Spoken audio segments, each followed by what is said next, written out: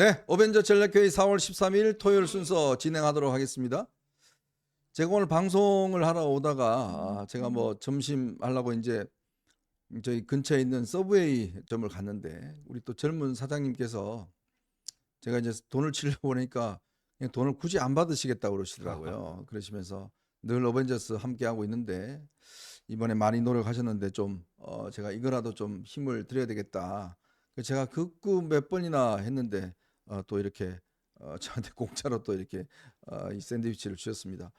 제가 참 그거 먹으면서 많이 힘이 났습니다. 참 여러분들의 지금 심정 뭐 충분히 제가 이해하고 또 저도 똑같은 심정일 겁니다. 근데 작은 이런 응원이 참 힘이 많이 되는 것 같아요. 참 세상은요, 뭐 어떤 큰 거보다는 작은 어떤 이런 행동들 하나하나가 참 사람을 푸근하게 만들고 또 힘나게 만드는 그럼요. 그런 예. 거인 것 같습니다. 예. 뭐 선거운동 하다가 막 그냥 몸이 파김치가 되는데 네, 또 지지자들의 그 참 작은 정성 네. 뭐 이런 거 뭐 확인하면 바카스 한 병 두고 뭐 예, 그럼 그렇죠. 또 에너지 넘쳐납니다. 네, 예. 세상살이가 다 그런 것 같습니다. 우리가 지금 힘들고 어렵지만 또 이게 나중에 가서는 그때 정말 우리가 그래도 잘 다독이면서 왔다라는 것들 그런 것들을 하게 되면 저는 아마 뭐 이번 기회가 정말 전화위복의 계기가 되지 않을까 생각이 듭니다. 우리가 윤석열 대통령을 과 함께 이런 대한민국을 올바른 방향으로 방향 설정을 잘 했지 않습니까? 잘 해서 해 왔는데 문제는 뭐 조금의 어떤 이 실행해 나가는 과정에 있어서 국민들에게 좀 만족스럽지 못하고 불만족스러웠던 점들이 분명히 있는 것 같습니다. 자, 그렇지만 대통령 앞으로 3년 동안 정말 이뤄내야 될 것들이 너무나 많습니다. 우리가 앞에 과제가 산적해 있고 그렇기 때문에 우리가 윤 대통령을 중심으로 해서 정말 이를 대한민국의 어떤 앞으로 과제들을 충분히 해낼 수 있도록 그렇게 만들어 나가기 위해서 좀 대통령한테도 우리가 많은 힘을 줘야 될 것 같습니다. 드려야 될 것 같습니다. 대통령도 아마 많은 힘이 빠져 계실 것 같습니다. 자, 그럴 때 조금의 저한테도 해주셨던 그런 응원을 우리 대통령한테도 해주시면 대통령 또 으쌰으쌰 하고 그럼요. 우리 대통령도 예. 특징이 또 예. 한번 또 이렇게 으쌰하면 또 예. 돌파하시는 힘이 있지 예, 않습니까? 그럼요. 예. 아마 국민들도 그걸 좀 음. 이제 깨달으실 것 같아요. 지금 제가 감히 얘기는 하겠는데요. 좀 있어 보십시오. 저들 사고 어마어마하게 칠 겁니다. 그리고 대통령의 진정성들을 조금씩 느낄 겁니다. 네. 역시 윤 대통령이 사심이 없다. 음. 그리고 본인이 정말 대한민국을 위해서 분골쇄신하고 있구나라는 것들을 우리가 아마 느낄 겁니다. 저런 정치꾼들 이준석, 홍준표 같은 그런 꾼하고는 다르다라는 것을 아마 국민들이 느끼시게 되면 저는 좀 더 힘이 되지 않겠나 그런 생각이 많이 맞습니다. 듭니다. 예. 그래서 여러분들도 정말 많은 분들께서 들어오셔서 이렇게 응원해 주셨고 사실 저희가 며칠 동안 저희들 그 구독 취소가 꽤 많았어요. 그러다가 다시 이제 반전을 해서 또 이렇게 다시 구독하시는 분들이 많은 것 같습니다. 뭐 저희들 또 뭐 못마땅하고 또 마음에 안 드는 부분들 많이 계실 걸로 보입니다. 그러나 지원님과 저는 정말 순수한 마음에서 정말 대한민국을 사랑하는 마음에서 정말 이 윤석열 정부를 성공시키기 위한 마음에서 여러분들에게 좀 불편한 이야기도 드리고 또 저희들도 잘못 이야기하는 것도 분명히 있습니다. 그분 여러분도 질타해 주시고 그렇게 서로 어깨를 마주 잡고 한 사람이요 10걸음 가는 것보다 이 10사람이 한 걸음 가는 게 저는 더 소중하다는 생각이 많이 듭니다. 정치가 바로 전 그거 같아요. 네. 예, 혼자서 할 수 있는 거, 뭐 에디슨이 전기를 발명해 갖고 인류 문명의 일대 전환을 이뤄냈지만 그 발명가는 혼자 잘하면 되는 거거든요. 네. 근데 정치는 혼자 잘한다고 되는 게 아니잖아요. 네. 그러니까 10사람이 한 번 내딛는 그게 바로 저는 정치라고 네. 생각합니다. 예. 우리는요 누구를 탓하지 않습니다. 보수는요 누구에게 책임을 다 떠넘기지 않습니다. 우리의 책임으로 느끼고 서로 어떤 이 문제를 해결해 나가는 게 저는 보수의 가장 기본적인 정신이고 정말 대한민국 자유를 지키기 위해서 자유민주를 지키기 위해서 지금 우리가 해야 될 것들이 너무나 많습니다. 저들은 이 아마 자유민주주의를 해체하려고 할 겁니다. 그러나 여기에 우리가 분연히 맞서서 싸워 나가야 되는 그런 절체절명의 순간에 와 있기 때문에 지금 우리가 조금이라도 힘을 모으고 정말 이 자유를 지켜내는데 앞장서야 될 것 같습니다. 자, 그래서 우리가 앞으로 정말 이 어벤져 전략회의도 정말 윤석열 정부의 성공이 곧 우리 국민의 성공이 이고 이런 것들을 위해서 제가 더 분골쇄신하도록 그렇게 하겠습니다. 네, 오늘은요 여러분들하고 한 세 가지 이야기를 해볼까 합니다. 자, 지금 이 승리를 하긴 했지만 이재명과 조국에게서 바뀐 건 없습니다. 즉 사법 리스크라는 게 지금 놓여 있는 거 아니겠습니까? 두 사람이 지금 마음이 굉장히 급한 것 같습니다. 이재명과 조국이 결국은 이것 자체가 지금 독이 되어 나가는데 과연 이재명과 조국의 이 놓여진 이 사법 리스크, 재판 리스크 앞으로 어떻게 될 것인지 이 문제를 좀 저희가 논의를 해드리고요. 자, 오늘 한동훈 위원장이 좀 전에 글을 남겼습니다. 제가 많이 부족했고 또 우리 국민이 더 사랑 더 받을 수 있는 길을 찾겠다라고 했는데요. 자, 근데 정말 이 가운데 이런 당이 어려울 때 홍준표, 이준석 두 콜라보가 지금 또 당을 아주 짓밟고 있습니다. 또 이 한동훈 위원장을 비롯해서 이번에 정말 힘들었던 이 당을 또 이렇게 회집어 놓고 있어요. 참 정말 제가 볼 때는 사람 안 바뀌는 것 같아요. 자, 요 이야기 좀 여러분하고 좀 해보도록 하고요. 마지막으로 지금 일단 윤석열 대통령이 아마 다음 주에 전반적인 국정 운영 전반에 대한 어떤 이 변화된 모습들을 보여드리고 또 인선도 하고 달라진 어떤 국정 스타일을 선보일 것 같습니다. 그래서 그거에 대한 저희들 한번 전망들을 해보는 시간을 마련하도록 하겠습니다. 자, 여러분 보시면서요 저희들 구독 많이 해주시고 좋아요 또 우리 많은 응원 부탁드리도록 하겠습니다. 고맙습니다, 여러분. 자, 저희는 첫 번째 이슈로 넘어가겠습니다. 지금요 이 보니까 야당 내부가 이재명은 조금의 여유가 부리는 것 같아요. 네. 조금의 여유를 부리는데 그러면서 이제 법원을 이제 공격을 하기 시작하는 네. 것 같습니다. 지금 김동화가 법원을 공격하는 것 같은데 조국이는 마음이 굉장히 급한 것 같아요. 그렇죠. 지금 뭐 바로 당선되자마자 대검 찾아가고 지금 또 평산마을 가서 워크숍 하고 하는데 예. 이렇게 지금 두 사람의 입장이 다른 거 예. 아무래도 재판 문제 때문이겠죠? 그렇죠. 조국은 이제 뭐예요? 1심에서 징역 2년, 네. 그다음에 2심이 올 2월에 있지 않았습니까? 거기서도 징역 2년. 그리고 이제 대법 판결만 남았는데 이번에 재판부 배당도 됐잖아요. 네. 네, 재판부 배당이 됐어요. 근데 이제 조국이 기소된 게 2019년 12월이었단 말이에요. 네. 1심 나올 때까지 뭐 3년 2개월 걸렸고 또 2심 나올 때까지 또 1년 정도 걸려갖고 이제까지 4년 1개월이 걸렸어요. 네. 근데 정상적으로 되면은 지금 저 신임 대법원장께서 이 재판 지연 문제를 조희대 대법원장요? 조희대 대법원장이 가장 재판 적체 현상 이거를 빨리 극복하겠다 최우선 지금 순위로 한 거 아닙니까? 그렇죠. 그런데 지금 저기 이 재판부가 배당됐는데 법관 기피 신청을 할 가능성이 높다라고 해요. 그러면 조금 시간이 늘어날 수는 있지만 네. 늘어난다 할지라도 뭐 올해 말 정도에는 뭐 판결이 나올 가능성이 대단히 높아 보입니다. 네네. 그러니까 아무래도 이제 아직 1심 이재명은 지금 세계 재판을 하고 있는데 1심 결과가 아무것도 안 나왔잖아요. 네네. 그래서 급하긴 급하죠. 네. 그러니까 이게 두 명의 지금 입장이 서로 다른 게 뭐냐면 자, 일단 이재명은 어떻게 하든지 지금 재판을 지연시키는 작전으로 들어간 것 같아요. 그렇죠. 그래서 지금 김동화가 이제 첫 스타트를 끊었는데 이번에 보면 대장동 변호사들이 5명이 들어왔지 않습니까? 네. 들어왔는데 지금 사실은 이 민주당이 의석도 많고 뭐 아주 대단한 것 같지만 사실 이게 의미가 없는 게 뭐냐면 일단 민주당은 이재명 하나만으로서 집중돼 있어요. 그렇죠. 그러니까 이재명이 무너지면 당이 그냥 무너지는 상황이 되는 거죠. 그렇죠. 예. 다른 어떤 뭐 대선 주자 뭐 이거 할 수 있는 여지가 없습니다. 다 네. 쫓겨나고 다 나가버렸기 때문에. 그러니까 이게 지금 겉으로는 굉장히 강한 것처럼 하지만 순식간에 부러지는. 네. 왜냐하면 우리가 그런 게 있지 않습니까? 어떻게 아주 탄탄한 그런 이거라도 예. 아주 그 약한 지점 하나만 딱 때리면 네. 꼭 부러지는. 그렇죠. 이런 어떤 지금 강도를 갖고 있거든요. 그렇죠. 그게 바로 이제 이재명의 사법 리스크인데 지금 일단 선거법 사건 이거 자체가 이제 앞으로 이제 1심 선고 결과가 곧 나올 거고요. 음. 그다음에 이제 위중교사 문제가 네. 나올 거고요.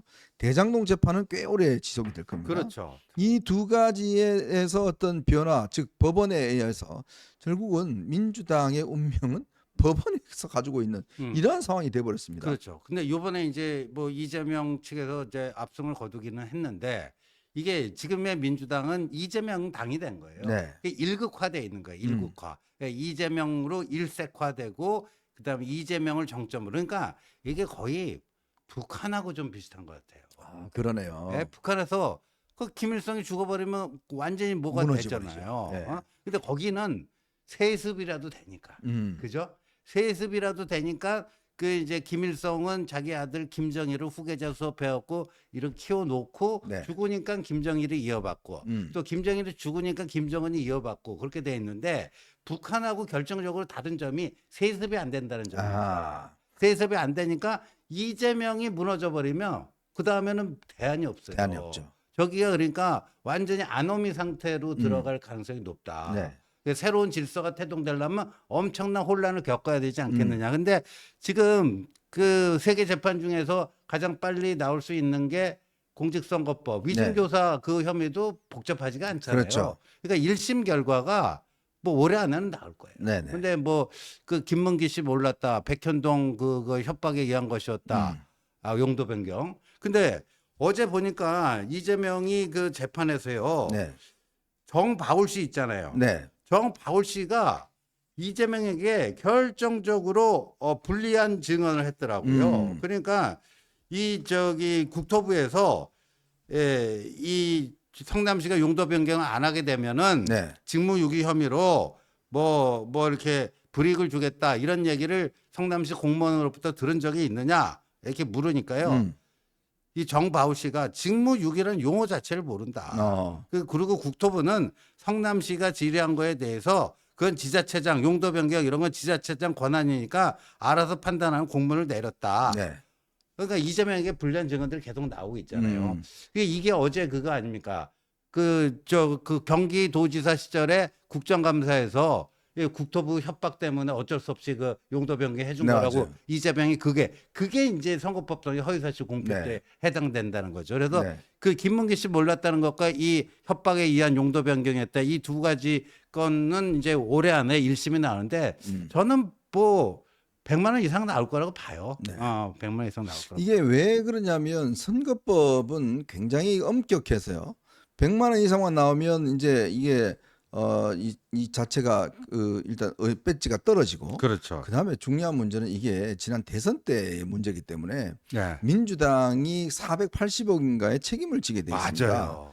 바로 그런 상황이기 때문에 우리가 그동안 이제 많이 이제 해왔지만 이제 뭐 검찰의 시간은 지나가고 이제 재판의 시간이 다가온 거 아니겠습니까? 예, 법원의 시간이 온 거예요. 그러니까 결국은 법원이란 조직 자체가 이제 법리와 증거를 가지고 이제 판단하는 기관이다 보니까 그러니까 이 이재명 입장에서 보면 어쨌건 이번에 이제 법사위나 이런 데 이제 대장동 변호사들을 포진을 해서 법원을 엄청나게 압박할 것 같아요. 이제 검찰은 맞습니다. 소용없습니다. 예. 검찰은 이제 뭐 아마 앞으로 별 소용이 없는데 법원에 대해서 수시로 부른다든지 어떤 법원에 대해서 압력을 넣는다든지 이런 행태가 저는 굉장히 벌어질 것이다. 왜냐하면 지금 법원 같은 경우도 법안 통과가 필요한 여러 가지 이제 그것들이 있거든요. 그러니까 지금 제가 볼 때는 앞으로 이재명 민주당이 법원을 향해서 아주 발목 잡는 일을 아주 수시로 할 것이고 그렇죠. 또 판사들을 잇따라서 아마 이 탄핵하는 이런 일도 벌어질 거예요. 왜냐하면 지금 판사 탄핵도 지금 보면요. 과반 이상이면 할 수 있지 않습니까? 그렇죠. 할 수 있죠. 자, 그러면 그걸 통해서 겁을 주는 거죠. 판사들 사회를 겁을 주는 건데 판사 조직이 어떤 의외로 이게 좀 외부 압력에 조금 겁먹는 게 좀 있긴 있어요. 근데 기대하는 거는 결국 이제 이 지금 조희대 대법원장이 바뀌면서 대법관들의 어떤 구성 자체가 바뀌고 요번에 3명이 또 바뀝니다. 그렇죠. 3명이 보면 대부분 좌파들이었어요. 나가고 난 다음에 이제 오경미가 새롭게 또 들어오는 나가죠. 거예요. 그러면 이거는 이제 물론 뭐 대법원장이 이제 해서 대통령이 임명하는 거겠지만 그러나 이번 기회에 확실하게 우리가 좀 그동안 좀 중립적이고 좀 이렇게 그 실력 있는 대법관들이 임명이 되면 네. 저는 예전처럼 권순일 때처럼 네. 이재명 살려주는 거 제가 볼 때는 이제 불가능할 겁니다. 그렇죠. 특히 권순일 효과가 있어요. 음. 권순일 효과가 있어서 수사받고 있잖아요. 음. 그거가 어떤 면에서 이번에 상당한 대법관들한테도 작용할 가능성이 있다. 네, 그래서 그렇습니다. 아마 이렇게 되면 이제 사실은 그렇지 않습니까? 이게 뭐 선거법 딴 거는 벌금 100만 원 개봤자 별 중요하지 않습니다. 선거법 100만 원이 너무나 중요한 그렇죠. 거예요. 선거법 100만 원에 이제 그 민주당이 442억 원인가요? 400억 원 이상을 네. 토해내야 되잖아요. 그럼 민주당은 당사를 팔아야 되고 뭐 하고 그러니까 이 선거법 1심 재판만 나오게 되면은요. 네. 이제 민주당이 흔들릴 수밖에 없습니다. 네. 그래서 여기서 우리 쪽이 이제 어떻게 해야 되냐면요. 그거는 법원의 시간이니까 거기에 대해서 자꾸만 갖다붙어 할 할 필요 없습니다. 할 필요 없어요. 그냥 우리는 내버려 두고요. 네네. 그럼 법원에서 법리와 증거에 입각해갖고 법원에서 결정 내려주면 된다. 네. 그러니까 상권 분립의 정신을 존중하고 우리는 그저 우리 할 일만 하겠다 이러는 거예요. 네. 그래서 사실 저는 이 야당 대표 이재명과 이 피고인 이재명을 좀 분리해서 접근할 필요가 있다. 피고인 이재명에 대한 판단은 법원에서 하는 거지 네. 굳이 정치권에서 뭐 감나라 대추나라 할 필요가 없습니다. 예. 그래서 여기는 여하튼 이제 그 제1당 야당 대표이기 때문에 거기에 입각해갖고 뭐 정치의 복원이라든가 이런 거는 조금 할 필요는 있을 것 같아요. 예. 그리고 우리가 너무 예를 들어서 그쪽에 또 기대를 한다든지 뭐 법원에 대해서는 이제 법원에 맡겨두면 되는 겁니다. 그렇죠. 뭐 거기서 뭐 어떻게 하든지 간에 우리가 뭐 영향력을 행사할 수 있는 게 아니니까 어차피 법원에서는 그거에 대한 판단할 수 있도록 중립적으로 판단할 수 있도록 그 보호망만 대해주는 거지. 그렇죠. 거기에 너무 우리 명줄을 걸 필요 없습니다. 우리는 우리의 일을 하면 되는 거고 우리의 일은 뭐냐면 결국 여러분 중요한 거는 정권 재창출이지 않겠습니까? 그렇죠. 그러기 위해서는 윤석열 대통령이 앞으로 가지고 있는 정말 이 어떤 어려움 속에서도 개혁을 완수를 해내야 되는 거거든요. 그런 것들에 집중할 필요가 있어요. 맞습니다. 그러니까 더 이상 예를 들어서 이재명 대표의 어떤 사법 리스크를 가지고 법원을 공격하고 뭐 이런 것들은 우리가 이제 할 필요는 없는 거죠. 그렇기 때문에 오직 우리가 할 일만 하면 국민들 그렇습니다. 입장 그러면요. 저 야당이 지금 보십시오. 뭐 앞으로 바로 이제 이게 그 내부적으로 난리가 날 겁니다. 내부적으로 보면 뭐 서로 어떤 힘겨루기도 하고 지금 묘한 게요. 지금 바로 조국 혁신당과의 관계예요. 조국 혁신당 같은 경우는 지금 조국이 어차피 이제 지금 뭐 구속되면 이제 물러나야 될 거 아니겠습니까? 그렇죠. 지금 제가 최근에 취재를 해보니까요. 이 친문들이 서서히 무슨 생각을 하고 있냐면 조국이가 없어지면 그 당을 친문들이 접수를 하는 거예요. 그렇죠. 즉 이제 지금 장외에 있는 뭐 양정철이라든지 그다음에 뭐 김경수라든지 뭐 그다음에 이제 임종석이라든지 왜냐 더 이상 이재명 체제에 있는 이 당에서는 희망이 없다는 거예요. 할 수 있는 활동도 없고. 그렇죠. 그러면 그 당을 플랫폼을 만들어서 친문 정당을 다시 만드는 겁니다. 그렇죠. 바로 그거죠. 이번에 여러분들 비례대표 투표 호남에서 1등 한 당이 어디예요? 네. 조국당이에요. 조국당이에요. 민주당보다도 조국당이 네. 호남에서 표를 더 받았어요. 그렇게 되니까 충분히 저는 그 가능성이 있고 문재인이 뭐 그 PK에서는 지원 유세 다녀갖고 11군데 다녔는데 2군데만 거의 죽다 살다가 그 겨우 요만큼의 차이로 이제 당선되고 9군데는 아작이 나버렸잖아요. 네네. 그러니까 문재인이 PK에서는 영향력이 없어요. 그런데 이 조국당이 호남에서 1당이 됐단 말이에요. 사실상에. 네네. 예. 실질적인 1당이 됐기 때문에 조국이 감옥에 가면은 저는요. 김경수 있잖아요. 네. 김경수가 또 문재인에게 조국 이상으로 또 그 애틋한 관계가 김경수 아니겠습니까? 그렇죠. 근데 김경수는 경우에 따라서 이제 사면 복권의 가능성도 있는 거예요. 복권이 안 됐죠. 사면은 필요가 됐고, 없고. 네. 복권이 안 됐죠. 저기 형기를 다 네, 채웠으니까요. 채웠으니까요. 예, 복권. 김경수가 복권된다. 근데 이재명은 1심에서 선거법 재판 1심에서 100만 원 이상 나온다. 그거 어떻게 되겠습니까? 네. 묘하게 되는 거죠. 네. 저쪽에 내전이 벌어날 가능성이 충분히 있는 거거든요. 그러니까 내전이 벌어날 가능성이 있기 때문에 바로 이제 조국당이 그래서 조국이 좀 요즘 굉장히 좀 급한 것 같습니다. 그래서 지금 민주당한테 요구하는 게 뭐냐면 10석 이상을 있는 걸 원내 교섭단체 대표로 할 수 있도록 법을 개정해 달라. 이 요구를 하고 있대요. 그렇죠. 근데 이재명은 거기 뭐 거들떠보지도 않아요. 왜냐하면 만약에 이번 의석수가 조국이 캐스팅 보트 역할을 했으면 들어줬을지도 몰라요. 근데 지금 그 상황이 아니지 않습니까? 그렇죠. 단독 과반이 돼버렸기 때문에 굳이 들어줄 필요가 없는 거죠. 그렇죠. 그리고 조국을 굳이 띄워줄 이유가 없는 거예요. 없죠. 왜냐하면 예. 그 전에는 뭐 서로 하지만 지금은 굳이 할 필요가 없는 거예요. 그러니까 이제 이제 조국 입장에서 보면 빨리 뭔가 어떤 결과물들 그걸 지금 만들고 싶은 거예요. 조급한 거예요. 예. 예, 조급하니까 뭐 막 던질 겁니다. 이를테면 이제 김건희 여사 특검법부터 시작했고 뭐 한동훈 위원장 특검법, 한동훈 특검법, 김건희 특검법도 할 거고요. 예, 뭐 그렇게 나갈 텐데, 그러니까 조국의 조급함이 그 무리수를 둘 가능성이 상당히 있고, 노골적으로 이제 대통령 임기 3년 남은 거 인정 못하겠다는 식으로 이제 나오고, 네. 뭐 하면 그게 이제 그러면 이재명도 그걸 따라 할 것인가? 저는 조금 다를 거라고 보거든요. 네. 예, 좀 다를 거라고 봐. 그래서 조국 당과 그 이재명 당 사이에 묘한 그 엇박자 이런 것들이 상당히 일어날 것이다. 그리고 차기를 둘러싸고, 그러니까 이런 게 있어요. 조국은 2심까지 징역 2년이 나왔지만 이재명은 아직까지 1심 뭐 판결 나온 거 아무것도 없으니까 사법 리스크 면에서는 이재명이 조국보다는 훨씬 형편이 좋은 거 아니냐. 네. 뭐 이런 진단도 있는데 그 역으로 볼 수도 있는 거 아닙니까? 조국은 딱 정해진 게 징역 2년이에요. 네. 근데 이재명은 아니 자기가 그 누구예요? 유창훈 그 부장 판사 앞에서 구속영장 실질심사, 영장 실질심사 받으면서 뭐라고 그랬어요? 재판장님, 제가 이거 다 받으면 한 50년 될 겁니다. 네네. 그러니까 이 어떻게 보면 이재명이 재판의 진행 속도는 조국에 비해서 느리지만 사법 리스크는 조국에 2년 살고 나오면 끝이죠. 네. 예. 자, 조국 당이 벌써부터요. 내부적으로 이게 여러 가지 뭐 터져 나온 게 있습니다. 신장식이라고 아마 아실 겁니다. 이번에 네. 국회의원이 됐죠. 그랬더니 이 조국 혁신당 홈페이지에 2004년도 신장식이가 제 아내와 불륜을 했다 이런 주장하는 글이 올라왔다가 이제 삭제가 됐습니다. 누구하고 누구 불륜이라고? 그러니까 이 신장식이요 자신의 아내와 불륜에 있었다 이런 건데요.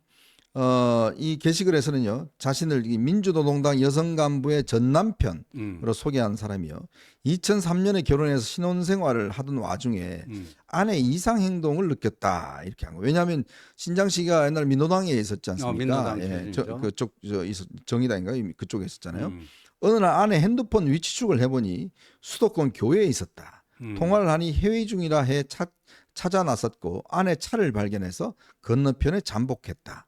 아내와 신장식은 술이 거나하게 취해 나왔고 아내의 차 트렁크에서 방북대 사온 북한 술 한 병을 꺼내더니 모텔로 들어갔다.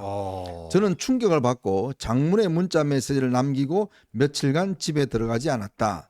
며칠 후 아내를 용서해야겠다는 생각으로 용산의 집으로 돌아갔다. 문을 열려 했더니 문이 잠겨 있었다. 옆집 사람이 나와서 열쇠쟁이를 불러 문을 따야겠다고 말했더니 아내에게서 그 남자와 함께 있으니 제발 가달라 이런 전화가 왔다. 이렇게 이야기를 합니다.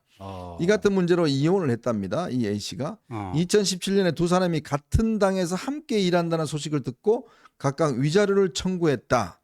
당시 만난 신장식은 두 사람 관계는 정리됐고 동지적 관계로 대표와 총장을 하는 것이다. 이렇게 이야기를 했다고 합니다. 그래서 다시 언론을 통해서 21대 총선 비례로 출마했던 신장식이 운전면허와 무면허 운전 발각으로 자진 사퇴하게 된 후에 국민이 아는 유명 인사가 돼 라디오 진행으로 활약했다. 2004년 진보정치의 최고 높은 곳에서 일하던 사람들이 6살 연상인 최고위원과 불륜을 저지르고 뻔뻔스럽게 남편이 집을 빈 사이에 신혼살림집 안방까지 침범하는 행위에 양심의 가책을 느끼지 않느냐. 이야, 이런 글을 올린 겁니다. 막장 드라마네요. 네? 거의 사랑과 전쟁 드라마 사랑과 전쟁이에요. 수준 아니에요? 와. 응? 그다음에 신장식이 있잖아요. 신장식이 대표로 있는 로펌에서 그 밸류 인베스트인가 네네. 그 이철 있잖아요. 그것도 사기 사건 아닙니까? 네, 맞아요. 그것도 변화했어요. 네. 예. 그러니까 참 이런 인간들입니다. 이게 이제 의원이 되기 전에는 좀 감춰 있다가 앞으로 한번 보십시오. 이 조국 혁신당에 한 명 한 명의 이미 지난 선거 과정에서 드러났던 게 한두 가지가 아닌데. 그렇죠. 요번에 뭐 이재정 불륜도 네. 나왔잖아요.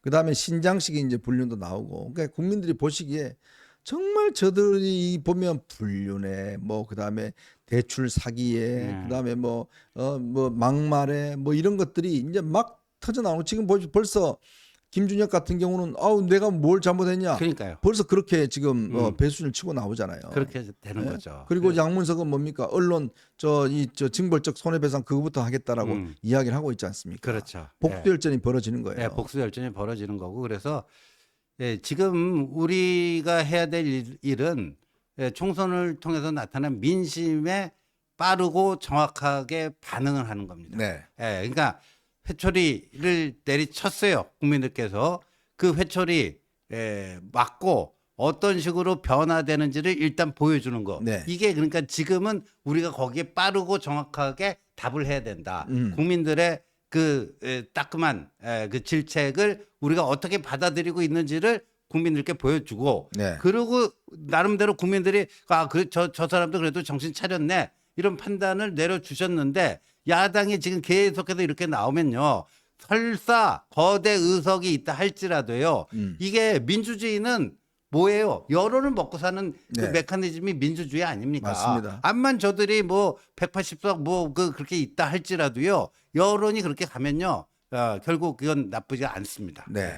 그러니까 뭐 앞으로 아마 이제 이런 여론에 따라서 이게 이번에 여러분 어제 말씀드렸지만 이번에 민주당하고 국민의힘 표차가 5%밖에 안 납니다.